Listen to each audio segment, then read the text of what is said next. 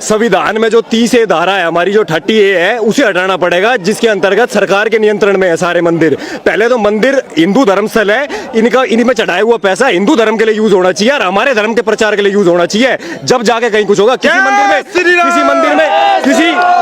किसी मंदिर में 50,000 करोड़, किसी मंदिर में 1 लाख करोड़ सारे सरकार खा जाती है। ये भी हमारा वो उरी का मंदिर, वहाँ 35,000 एकड़ जमीन सरकार ने अपने कब्जे में ले ली। भाई सरकार का क्या क्या क्या आ गया उस पे, कोई पूछे? सारे मस्जिद, सारे चर्च, जितना भी चंदा आता है उनके मदरसे चलते हैं, उनके कॉन्वेंट स्कूल चलते हैं। हमारे गुरुकुल सरकार ने बंद कर दिए। मंदिर से गौशाला चलती थी, वो सरकार ने बंद कर दी। भाई हम गाय को माँ कहते हैं, तुम गाय को काटते हो। कुरान में 36 आयतें, पहली 36 आयतें पढ़ो आप, 33 बार जिहाद का जिक्र है। वसीम रिजवी जो शिया वक्फ बोर्ड का चेयरमैन है, वसीम रिजवी ने बात उठाई। किसने सपोर्ट करा? एक भी मुसलमान आया देश का कि हाँ भाई गलत है, इसको हटाओ कुरान के अंदर से। गैर मुस्लिम काफिर है। कोई बोल दे कि भाई गैर मुस्लिम के साथ कैसा है, काफिरों की हत्या जायज है। क्या क्या लिख रखा आपने अपनी किताब के अंदर है, और उसको हटाने की बात करो तो आप कोई खड़ा नहीं होता, ना कोई साथ देता। भाईचारे की मिसाल पेश करो। रोहिंग्या मुसलमान भारत में आ रहा है, उसे भगाने में हमारा साथ दो। जो मुसलमान ऐसी हरकत करता है उस मुसलमान को मंदिर से भगाओ। जब मानेंगे भाईचारा है, मंदिर के शिवलिंग के ऊपर पेशाब कर रहा है, भाईचारे की मिसाल कहां से देते हैं? मस्जिद में तुम काट देते हो। रिंकू शर्मा हमारा भाई, वो उसका ये विश्व हिंदू परिषद का, बजरंग दल का, वो हमने मार दिया। क्यों मार दिया? राम का नारा ले रहा था, मंदिर का चंदा इकट्ठा कर रहा था, बस इस बात में मार दिया। भाईचारा कहाँ तक आपने देखा होगा। भाई लड़कियां बिना कपड़े की पैंट पहन के घूम रही हैं। भाई क्या गलत कह दिया उन्होंने कि भाई रिप्ड जींस अलाउड नहीं है? यहाँ राजस्थान में रेप हुआ, वहाँ पे कोई मीडिया चैनल वहाँ नहीं दिखा रहा कि राजस्थान में 4 साल की बच्ची के साथ रेप हो गया। पुलिस वाले रेप कर रहे हैं, कोई नहीं दिखा रहा। वहाँ रिप्ड जीन्स के ऊपर एक क्या कह दिया, हाहाकार मचा रखा मीडिया ने। देखो भाइयों, देखो मैं आज आपसे सिर्फ 2 मिनट लूंगा, आपसे एकलव्य की कहानी बताऊंगा कि जैसे ब्राह्मण और हमारे जो दलित भाई हैं उनमें कैसे इन्होंने रात डाली। भाई एकलव्य शूद्र था। आपने महाभारत की जो मीडिया में देखा है, महाभारत में देखा, उसमें आपने ये जानते द्रोणाचार्य ने अंगूठा काट लिया था। लेकिन मैं आपको हकीकत बताता हूँ, आप वेद व्यास जी की महाभारत उठा के देखना भाई साहब, मैंने पढ़ी है। अगर मेरा नंबर ले लेना, मैं आपको वो सारा प्रसंग दिखाऊंगा जो महाभारत में द्रोणाचार्य के और एकलव्य के बीच में हुआ है। वो क्या था, वो प्रसंग क्या था? एकलव्य को द्रोणाचार्य जी ने ये कहा था कि भाई आप आने वाले टाइम में कौरव और पांडवों का युद्ध होगा, बेटे मेरी तेरे से ये गुजारिश है, तू किसी भी तरफ से युद्ध मत लड़ियो, ठीक है?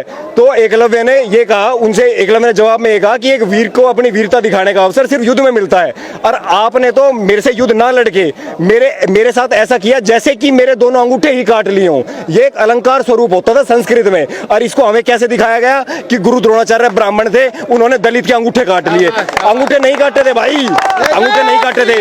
ऐसे भाई ऐसे हजारों प्रसंग है जिससे हमें बेवकूफ बनाया गया है कि भाई राम ने इनको मार दिया। भाई एक बात बताओ, अगर दलित और ब्राह्मणों भाईचारा की बात मैं बताता हूँ आपको। रविदास जयंती कौन बनाता है भाई? रविदास जयंती हम मनाते हैं। रविदास जयंती शूद्र घर से था रविदास, हम मनाते हैं ना जयंती। तो फिर भाई ब्राह्मण और शूद्र विरोधी कैसे हो गए? दूसरा, एकलव्य शूद्र था ना, शूद्र एकलव्य। भाई एकलव्य ये गुरु द्रोणाचार्य ने उसको इज्जत दी कि नहीं दी? उससे गुजारिश ही करी कि नहीं करी?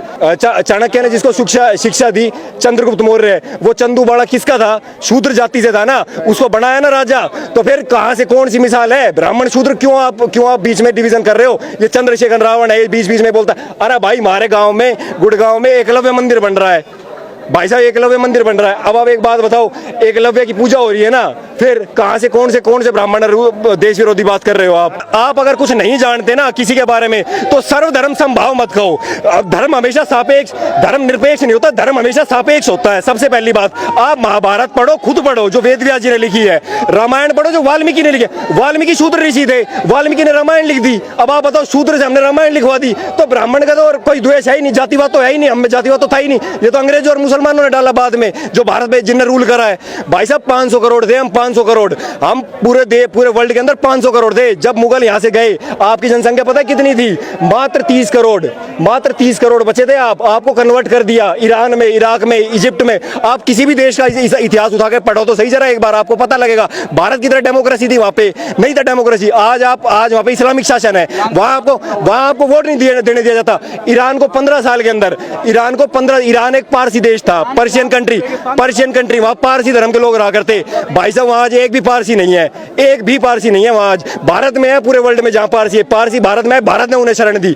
यहूदी इजराइल में यहूदी थे, आप जीव जोरोएस्ट्रियन जो ईरान में इराक में जोरोएस्ट्रियन थे, वो कहाँ है आज सारे? वो भारत में है या इजराइल में है, बस पूरे वर्ल्ड में से खत्म कर दिए।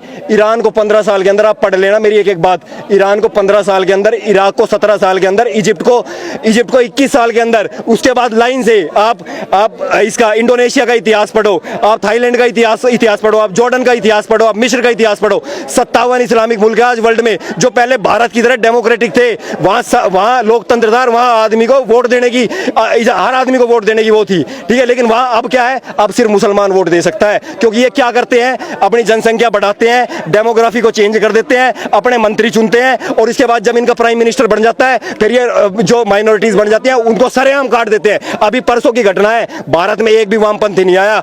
बांग्लादेश के अंदर 88 आदमियों का 88 घर थे उस गांव के अंदर, बांग्लादेश में 10,000 मुसलमानों की फौज आके वहां वो साफ कर दिया, पूरा गांव साफ कर दिया। आप जरा ये पढ़ के तो देखो कि गैर मुस्लिम देशों में जो मुस्लिम देश है उनमें गैर मुस्लिमों के साथ क्या बर्ताव होता है। आप पढ़ोगे, आपकी रूह कांप जाएगी।